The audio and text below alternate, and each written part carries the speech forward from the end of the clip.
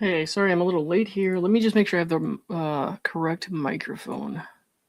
Yep, I do. It should be working. So I have a couple of things I'm going to go through tonight. This is not going to be the longest stream ever. Two, maybe three things. I'm going to start with a brief comment on the latest Instagram story post by Blake Lively, who is comparing her internet drama to, Justin Bieber's struggles throughout his career, and we'll go over that. Then I want to show you guys a video I had made a couple weeks back after I received kind of a weird voicemail from a filmmaker who had tracked down my personal phone number to kind of lecture me about Blake Lively and how they think I should be supporting her. And that really kind of freaked me out and crossed a boundary for me. But I was really upset at the time when I started thinking about it, when I listened to it again. So I made a video about it and I never posted it. And I was like, I don't really want to get into that right now. But tonight we'll look at what I had recorded a couple weeks back. I did go through the whole voicemail there and just talk about the thoughts that I was having while I was going through that. And then I might go over the response by tag in their, or the reply, sorry, by tag to Blake Lively's response to their new motion for summary judgment, where they're trying to get the aiding and abetting claim thrown out because it's very short and very snarky, which is kind of hits the mark for me. That's what I like. Short and snarky is good. So anyways, before we do that, let me just pull this up really quick. I want to thank everybody who's donated to my fund to go out to New York and cover this trial. I'm going to put this, it's pinned in the chat, but I'm going to put this in if anybody wants to donate to help me get out to New York to stay for the trial and report on what's going on in the courthouse and the proceedings. It's not cheap to stay out in New York for probably at least 2 weeks, and unless, some of the stuff gets dropped, it gets narrowed, but, it's not cheap to do that. And then also, because I'm a human and I need to sleep at some points, I would probably also want to get a line saver for some of those days, which is also not cheap. So I did end up doing a fundraiser. I've never fundraised like this before. I don't love it. I like using YouTube because I get to talk about what I want to talk about. And, it's just a way to connect with other people who are like-minded and interested in what I have to say. But at some point it's like, I can't afford to go out there without help and do it. So I do appreciate everyone who's been helping me out. And I'm going to put a link to this in the chat here in case anybody wants to give to the fundraiser. You can, obviously. And yeah, no, it's good. I bumped it up. At first I put it down pretty low, like relatively low. And I bumped it up because I was like, okay, maybe I can do a little more than that. If I do bump it up one more time, it won't be by too much. But I don't want to overdo it because I don't like I said, I don't like asking people for money. So I don't want to ask for like some exorbitant amount of money. I am going to pay some out of my pocket, obviously, because I want to go, and I'm going to make some, probably money back from covering it. But, yeah, anyways, enough about that. Let's start with this really quickly. Okay. So this was a post from, I don't remember if it was yesterday or the day before, but I had seen it around the time I was watching that clip of Ryan Reynolds, who just did a new interview, which was very similar to an interview he did a while back. But this was a new interview from Ryan from April. And then I saw this from Blake as well. And she's comparing kind of her situation to Justin Bieber's and trying to kind of pull him into that a little bit. Let me turn the fan on real quick. Hopefully it's not too crazy. If it's too loud, let me know, but my face is red because there's hot lights behind the computer, so the fan helps. But anyways, this is what she wrote, and she's got a screenshot of a video that's talking about Justin Bieber's Coachella performance. And she says here, because it's probably hard for you guys to see, but I can't zoom in on the screenshot anymore. It won't let me. It says, Django Degree, and that's the content creator who made this video. She screenshotted. It says, with the most thoughtful breakdown of a beautiful and intensely criticized life in the public eye, from childhood to adulthood.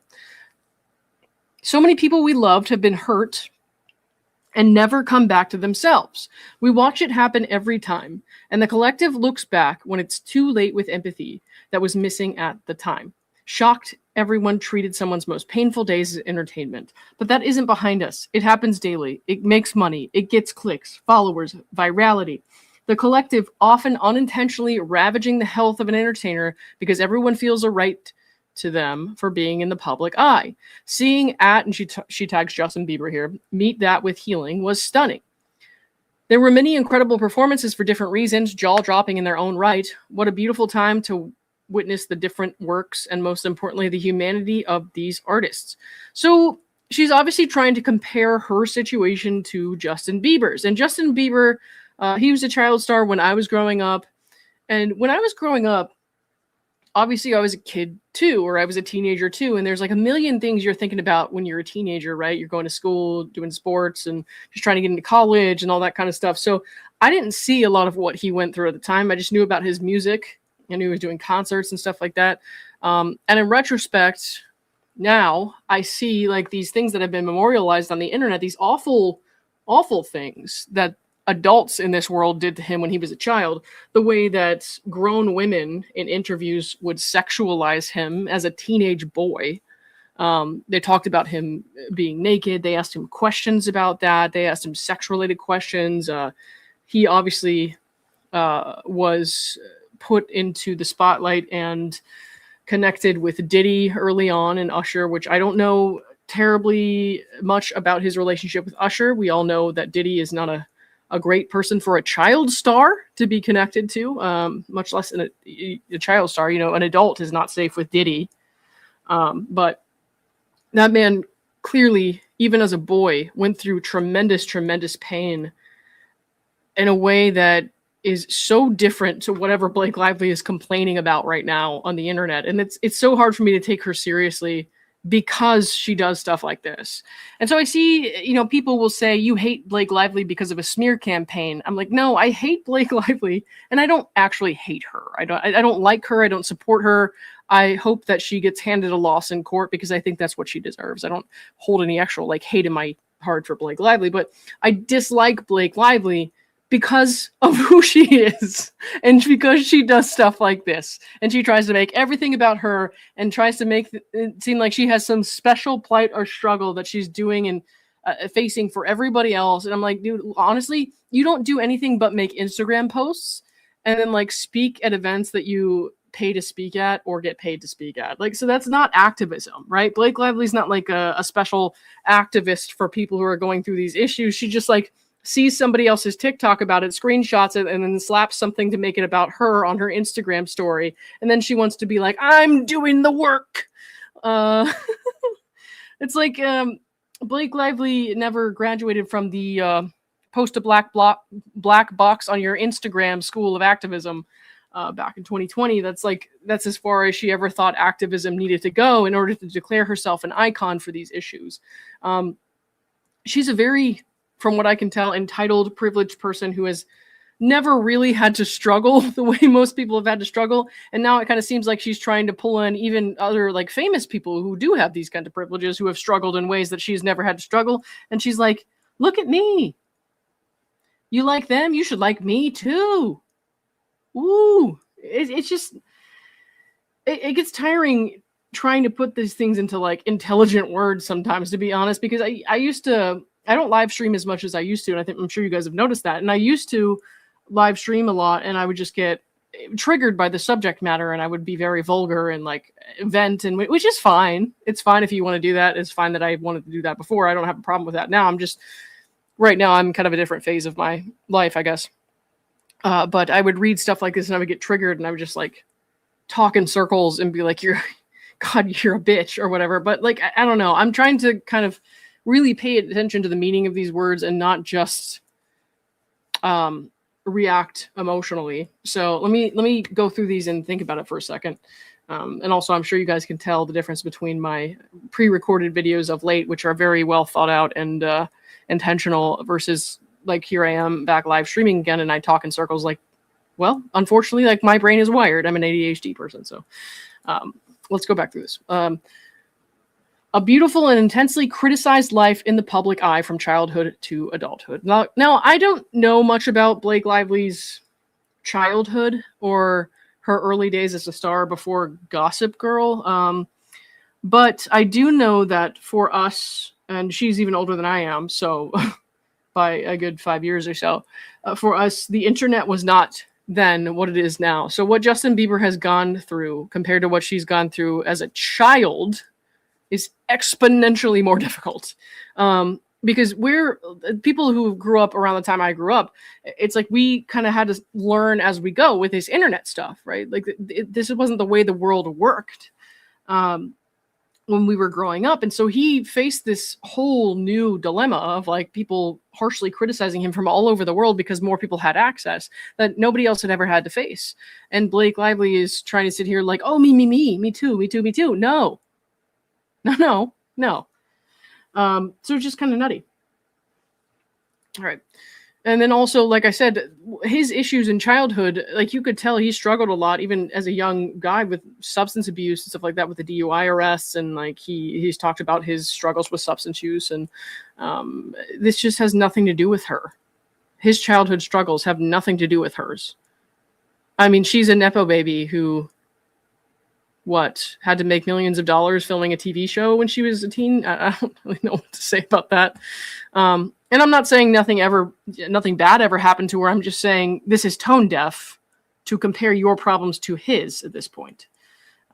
So yeah, when her problem is people called her a mean girl on the internet, it's just not the same. So many people we loved have been hurt and never came back to themselves. We watch it happen every time, and the collective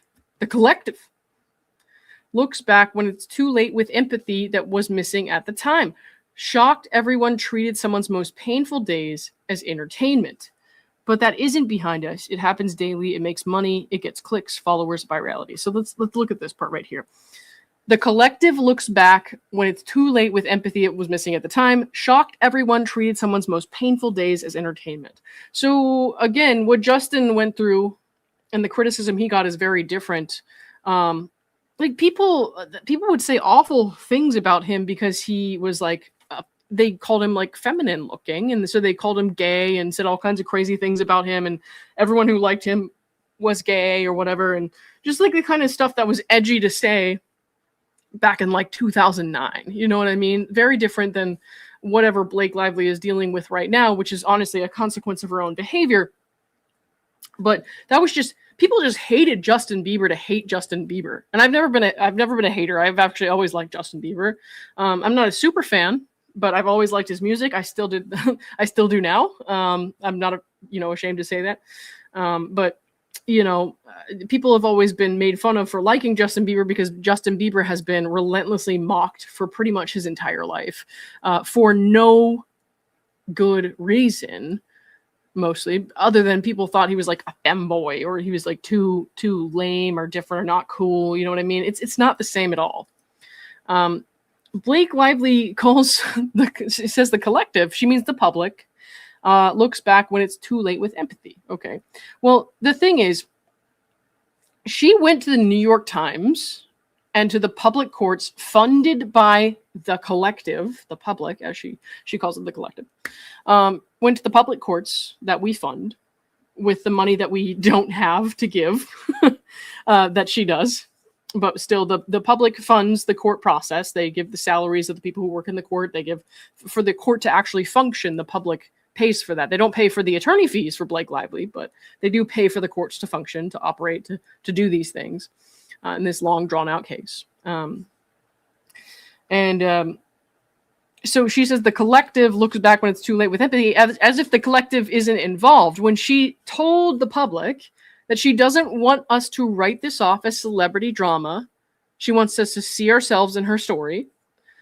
She wants people to pay attention, but then she demands only adoration. And then if you do something that is negative or say something that's negative about her story, she thinks it's abuse.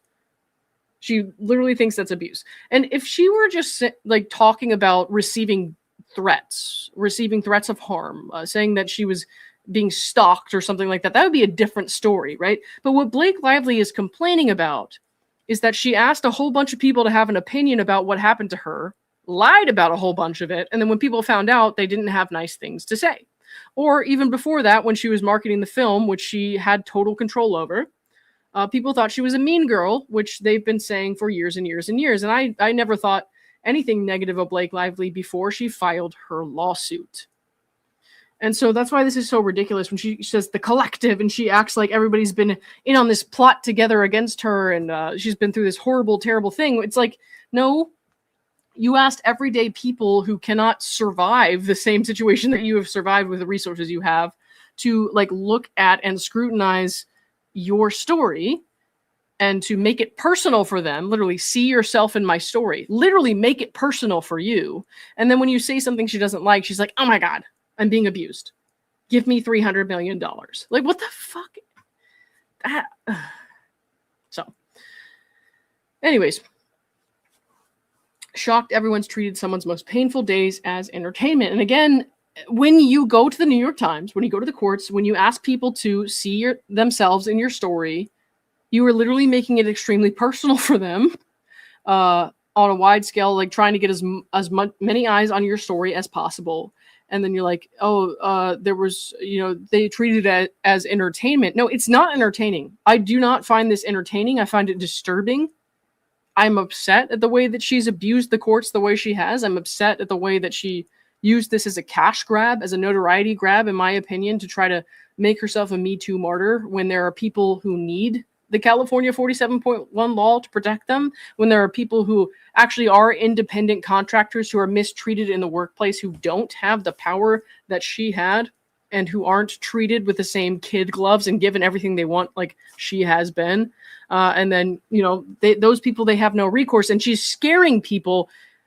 Well, they do have recourse, but she's scaring people into thinking they don't. She's scaring people into supporting her, thinking, if you don't support me, this could happen to you too. This, by the way, was greatly exaggerated and lied about, but it is what it is.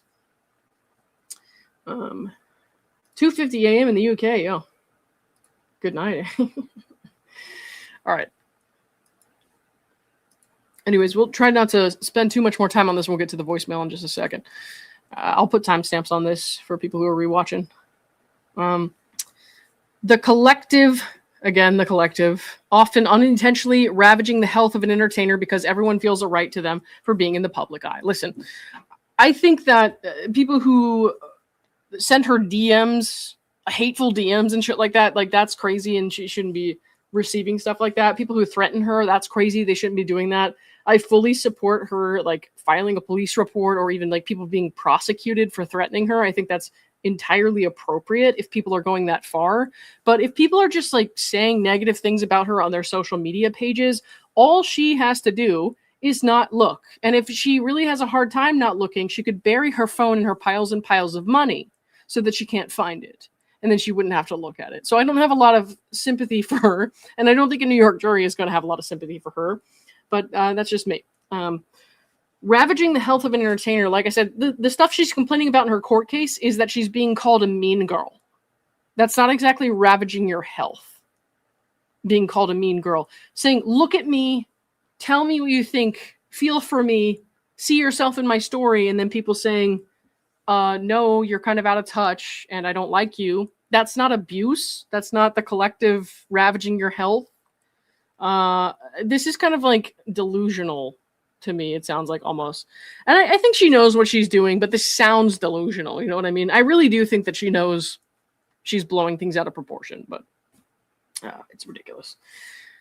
Anyways, tagging Justin Bieber in that was a choice. Justin Bieber deserves to have his moment without it being made about Blake Lively. Let me put it that way. I think that this was a poor decision. But rather than drone on and on about that all night, why don't I get into what a lot of people probably came here for us, which is Grandma's voicemail. So I got this voicemail. Somebody tracked down my personal cell number. So not the number that I put on public court documents when Blake Lively forced me to defend myself in the courts, or she would get access to incredibly private information that's inappropriate. I used a business phone number and address for that. But this lady tracked down my personal cell phone number. And I think I said, and I forgot about this, a long, long time ago when I did that fundraiser stream for charity, when I went over the troll comments and I did a troll roast or whatever, there was like a Discord that had spread my phone number. And I had never gotten any calls that I can remember. And I don't think this grandma was in a fucking Discord, you know what I mean? So I'm not sure how she got my personal phone number.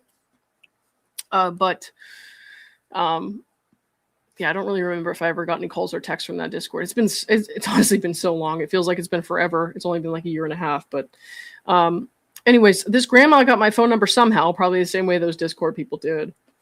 And she left me a message. Did not use her name, did not tell me who it was. You know what? I don't need to explain it to you. This video will explain it to you. So how about that? I'm going to pull it up here. And what I'm going to do is, I don't want to relive this and like rehash my feelings about it. This video I made a couple weeks ago. And this is how I felt at the time, like after I got it. And so these were my thoughts at the time. So I'm going to put that out there. I'll let you guys watch it and we'll talk about it, discuss it afterwards. But this was a pre-recorded video that I already made, like I said, a couple weeks back when I got the voicemail, within a couple days.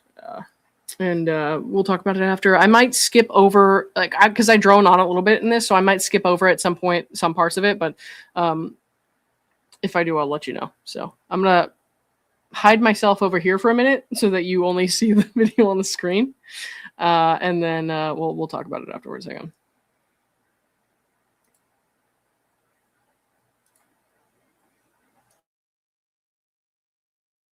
Hey, so somebody needs to come pick up their grandma, because yesterday I got a call on my personal cell number from a random Blake Lively supporter who wanted to give me a 2.5-minute lecture.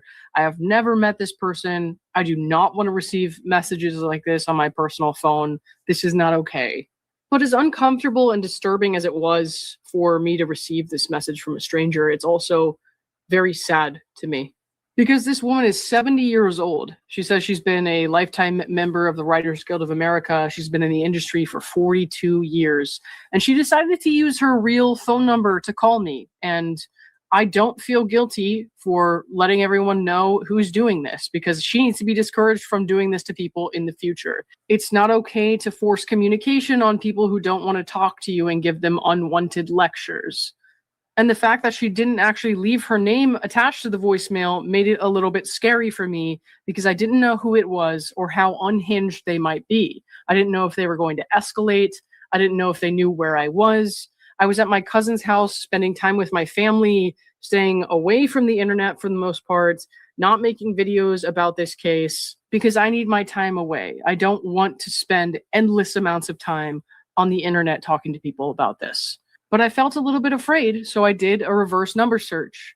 And it turns out that the person in question is a filmmaker. Her name is Deborah Amelon, or Amelon, I'm not sure. She's 70 years old, and she definitely did not work on the film It Ends With Us. So some of the lectures she sent me, the 2.5 minutes she ranted on my voicemail, I don't know what she might have said if I had actually picked up, doesn't make any sense based on the fact that she was not there and did not witness anything. Now, as I said, Miss Deborah is age 70, so she's a little too old to be acting like this, in my opinion. But it's also very sad, because I think that given the amount of time she said she's been working in the industry, we're now in 2026, she probably went through some pretty horrendous stuff back in the 80s. Some of the horror stories we've heard about women from the casting couch, etc. And I think, unfortunately, without even caring about the details of the case, Deborah has found a long-wanted hero in Blake Lively. And it's actually really disappointing to me when people kind of prove my point by doing stuff like this, by sending me nasty messages about how I look, or about whatever, they assume my politics are based on my appearance, or assuming that I hate women, like they do with most people who don't believe Blake Lively, assuming we don't all have mothers, sisters, cousins, friends who are wonderful women in our lives that we regularly uplift and care about. People see this celebrity who's probably their fave from Gossip Girl, and they drop all logic, reasoning, critical thought, because how terrible would it be if Blake Lively was lying? Pretty fucking terrible. But she and her attorneys intentionally framed their allegations in a false way that implicated me in the public eye in some sort of paid smear campaign by TAG, the former PR crisis team for Justin Baldoni. When actually I started covering Blake Lively's case because I was a fan of hers. I was very cautious with her claims, and I erred on the side of believing what she was saying. But for over a year, I've been carefully explaining why those claims no longer seem credible to me. And I do this in a public forum. I speak my mind openly. And while other people can use public forums to, give their opinion on what I'm saying or disagree with me, they don't get to track down my personal details and force unwanted communication on me. This is not okay. Those of us who were targeted by Blake Lively and falsely implied to have been part of this smear campaign in courts don't have the security that someone like Blake Lively has. So Blake Lively can make this statement about digital violence now that her sexual harassment claims have been dismissed, and she wants to pretend that wasn't what she was campaigning for this whole time. She can make all these claims about digital violence from the comfort of a cushy, safe place with private security everywhere. We don't get to do that. So the women that she targeted with her claims, who she named in subpoenas with no good faith basis, are actually subject to people doing stuff like this. And it's not okay to disturb someone like this in their everyday life if they don't know you, if they don't want to talk to you, and you never know how people might escalate. And so I'm going to share this voice note with you, which honestly doesn't sound like a threat to me, but it was a disturbance, an unwanted and intentional annoyance by someone I don't know. And like I said, you never know if somebody's going to escalate or not. I sent a text message to this person. Okay, I'm gonna skip ahead a little bit, just because I'll probably post this video later just on its own. We're just gonna we'll watch most of it here on this live, but I'll post the video on its own probably tomorrow. And so we'll skip this part and we'll just get right into where I'm reading the voicemail. I'm just trying to find the timestamp here real quick. If you just give me a second, I think it's up towards 6 minutes. Okay. Yeah, I think we're good.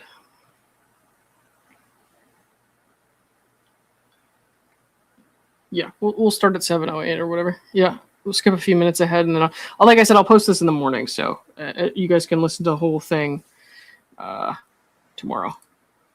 Stuff like this, because it's better for my health. I just would like you to know I've read about you in the, what you've written about Blake Lively, and you weren't there when it happened. This goes on film sets all the time.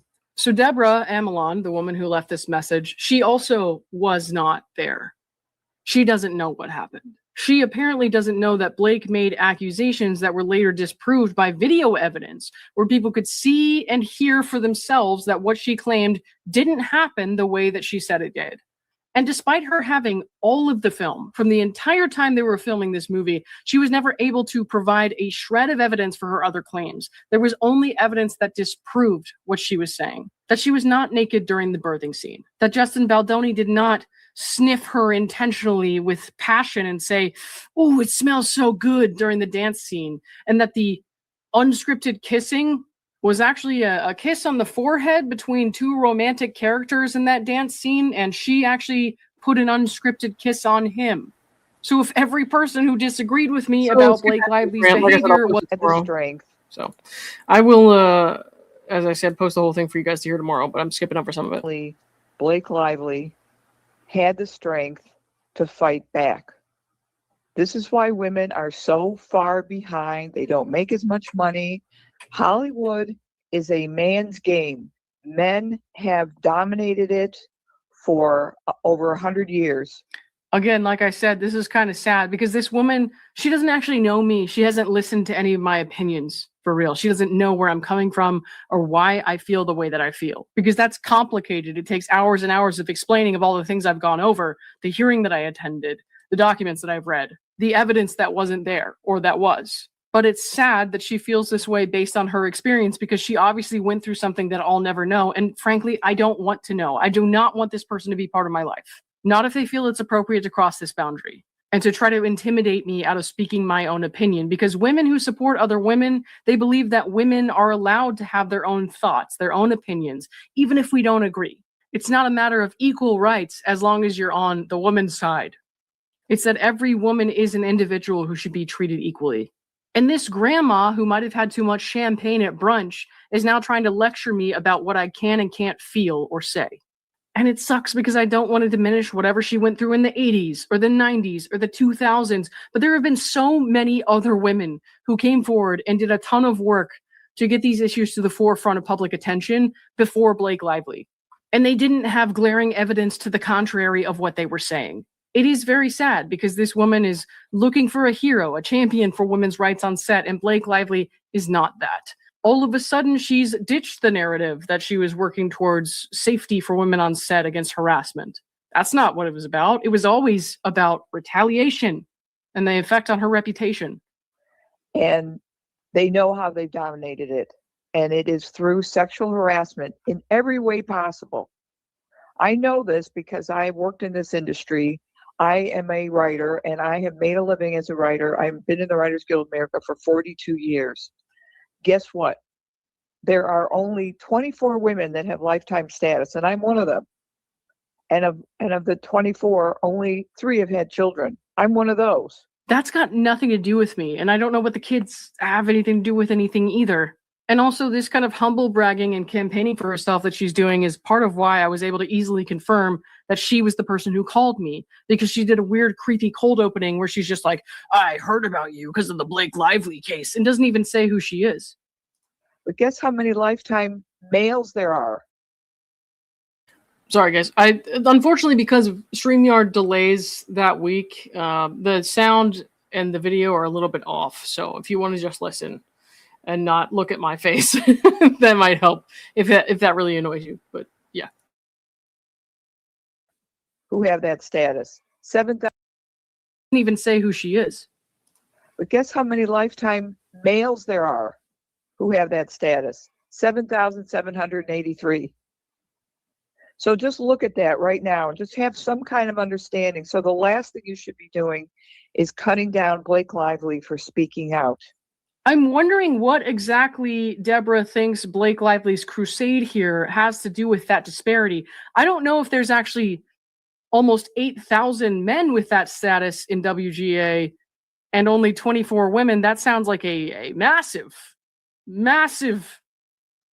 disparity to me, and I don't know if that's true. Like I said, it's very sad that she's experienced the thing that she's experienced throughout her career. I don't want to diminish that. I don't want to say that this lady has never experienced any sort of hardship in her life, but what she's doing right now, and she's attacking someone that they don't know on a very personal level out of nowhere, trying to invade my personal life by contacting me on my phone number. Not the one that I put on public court documents, not the business number, not the business address, but my personal cell number that she went out of her way to find. And it doesn't matter where she found it. This is not okay.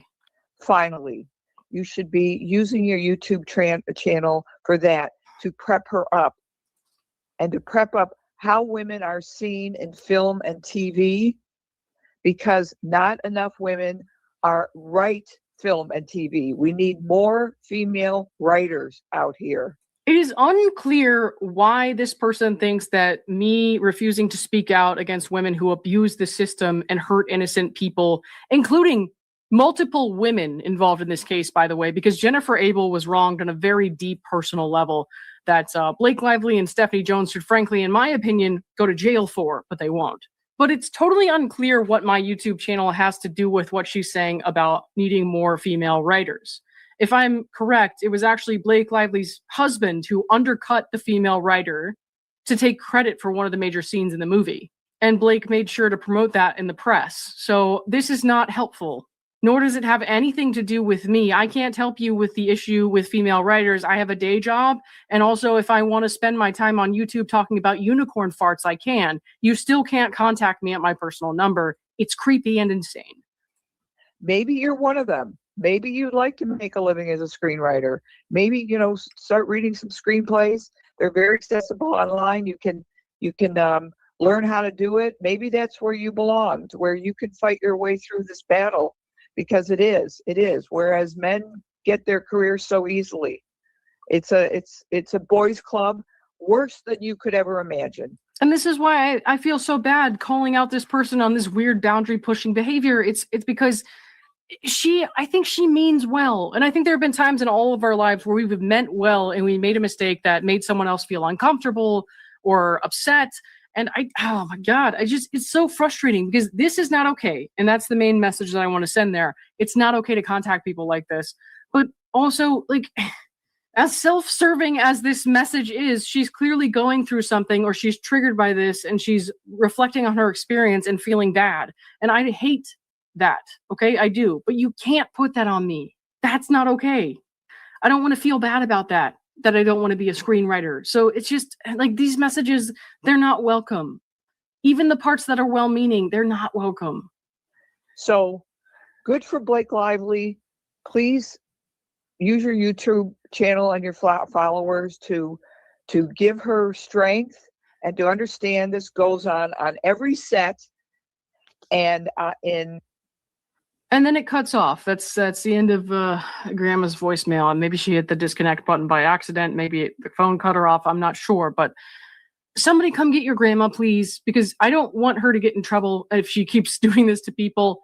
But if it happens to me again, yeah, I am going to do something about that. I don't want these kinds of communications. I don't think she's a terrible person. I just think that what she did was pretty uncomfortable for me, and it's something that needs to stop. I don't know what to tell you about the boys club. I'm literally a lesbian.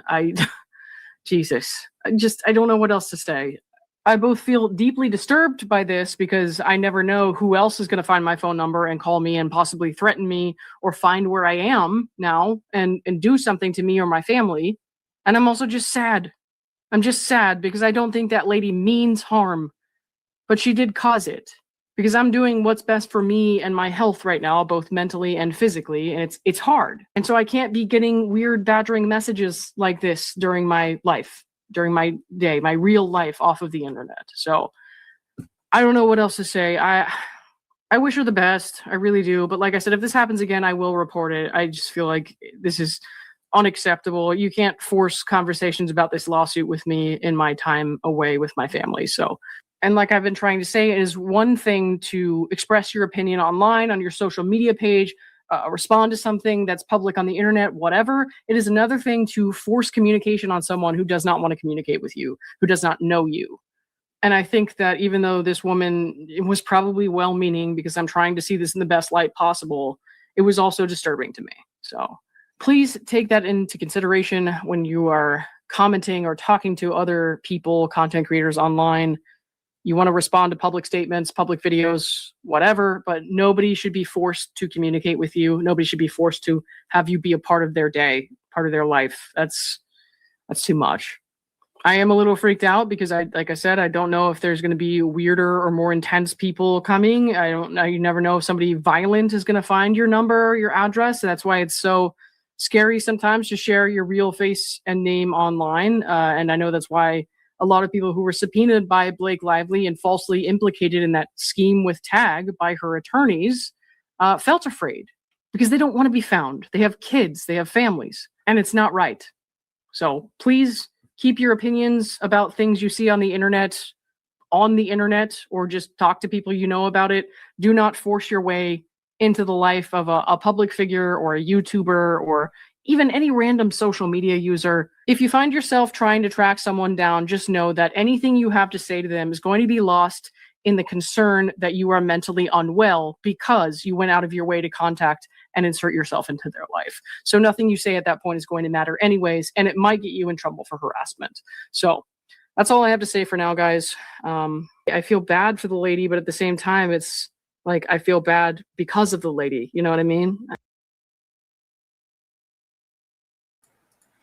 All right. I think we played most of that. Like I said, I'll post it up tomorrow. So the whole thing, people can play the whole thing without listening to this entire live and without me interrupting and skipping over stuff. But it was, like I said, it was upsetting. But I also don't want to be like, you're a freak and I hate you. You know what I mean?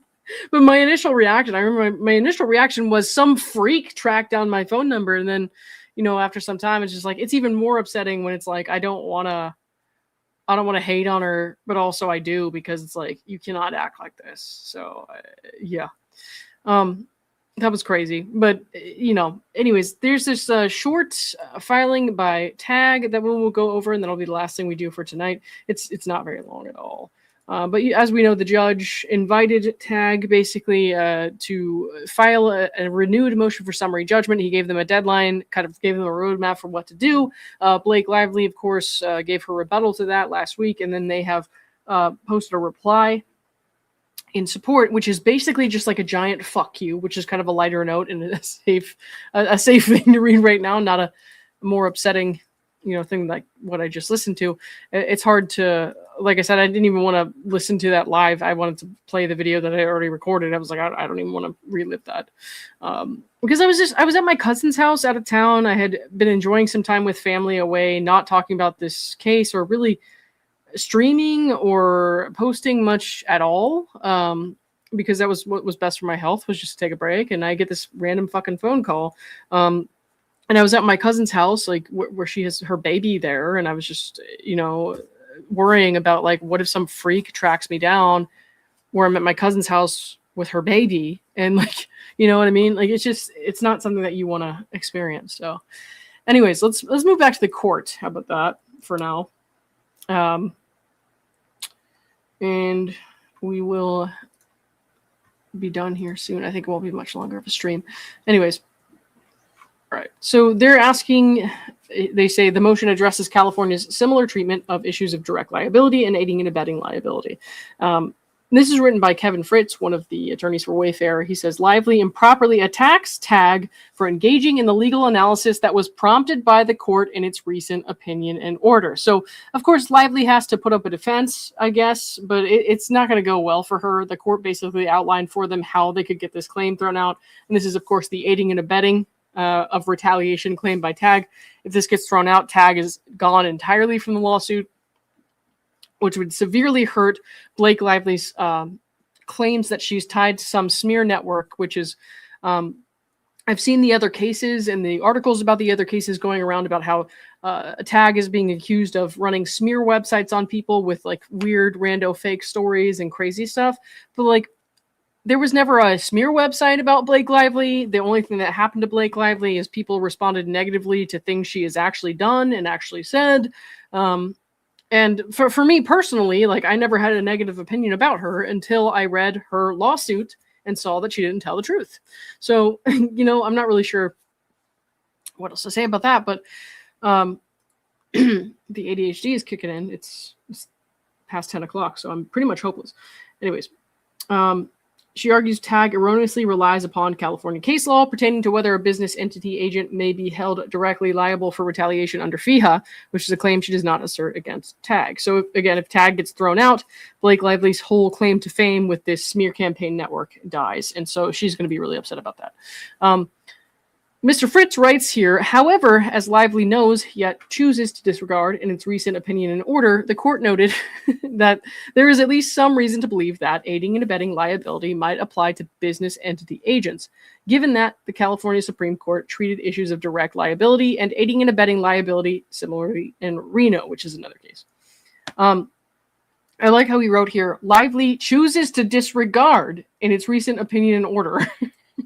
So there's just a lot of fuck you in this writing here. And so we're not going to read the whole thing word for word, but I will, go through the snarkier parts. So let's see. The court then stated that the parties have not addressed this issue at any length. In accordance with the court's invitation, so like I said, TAG knew that they could and should file this motion, and Blake Lively acted like TAG was doing something unethical. TAG's subsequent motion demonstrates why California's similar treatment of issues of direct liability and aiding and abetting liability warrants a finding that TAG cannot be held liable under FEHA. Therefore, TAG has not conflated anything as disingenuously alleged, but rather addresses the issues highlighted by the court. And then I like how here he calls it a legal Hail Mary. He says TAG did not engage in FEHA regulated activities. In a legal Hail Mary, Lively now argues that TAG should be deemed Lively's employer under FEHA, which position is directly contradicted by her own pleadings. Specifically, Lively now claims for the first time that it is undisputed that TAG meets the necessary definition of employer. However, Lively's second amended complaint alleges that her employers for FEHA purposes were only Wayfair Studios LLC, and it ends with Us Movie LLC. Even worse for Lively, her pleadings Her pleadings expressly allege that Tag is not Miss Lively's employer under FEHA or in any other context. Okay. And then I'm going to skip over probably this part here, talking about a different case that she not mischaracterized, but Tag highlighted. Hang on. In her opposition papers, Lively contends that even if Rain's FEHA-regulated activities limitation applied to the aiding and abetting claim, Tag would still be liable for the simple reason that the retaliatory adverse employment actions that Tag assisted are FEHA-regulated. Lively mischaracterizes this court's opinion and order, which is saying, like, basically Lively is intentionally distorting what the judge wrote in his order, which is kind of funny. So, all right. When she contends that the court has already held that the conduct in which Tag participated was FEHA regulated, that is blatantly incorrect. If, as Lively insists, the court had determined that Tag's conduct was regulated by FEHA, the court would not have withheld judgment with respect to whether Tag might be liable for aiding and abetting FEHA retaliation and would not have denied Tag's summary judgment without prejudice. Right. I think we might be able to skip over this paragraph here. Hang on. Yeah, we can skip that. You can probably skim this one too. Yeah, we're good here. All right, let's go down to paragraph 3 here, which is towards the end. Tag does dispute Lively's allegations of aiding and abetting. In the recent opinion and order, which is where the judge threw out 10 of 13 of her claims, and during a subsequent telephone conference, the court authorized Tag to renew its summary judgment to specifically address the issue of whether aiding and abetting liability might apply to business entity agents. So this specific issue, the court said, you can renew your motion for summary judgment on this subject. Okay. In turn, Tag confined its subsequent motion papers to addressing that issue identified by the court. Nevertheless, and perhaps desperate for any favorable headline, Lively highlights that Tag's renewed motion does not dispute that Tag knowingly and substantially assisted the conduct that Lively contends was actionable FEHA retaliation.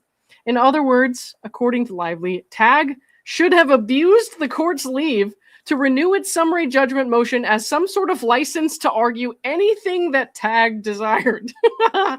So, like, okay, the court asked them to renew on this one issue. That does not mean that they can then write anything that they want into that new motion on any subject. While some parties may have engaged in such conduct, Tag will not. That's kind of a roast. While some parties, namely Blake Lively, may have engaged in such conduct, like abusing the court's resources, abusing the court's leave, Tag will not do that. However, for purposes of clarity, Tag denies that it participated in any conduct that's actionable under FEHA. In addition, Lively has presented no evidence to the contrary. If Tag's renewed motion for summary judgment and for judgment on the pleadings are both denied, Tag will demonstrate at trial that Lively's claim for aiding and abetting lacks merit. All right. Well, I think that's about the size of it for tonight, guys. I just wanted to read through those snarky parts of the new filing there, but... All right. Thanks, everybody. I appreciate you being here. Hold on. Let me see if anybody... Yeah, I did. Let me just pull this up for you real quick.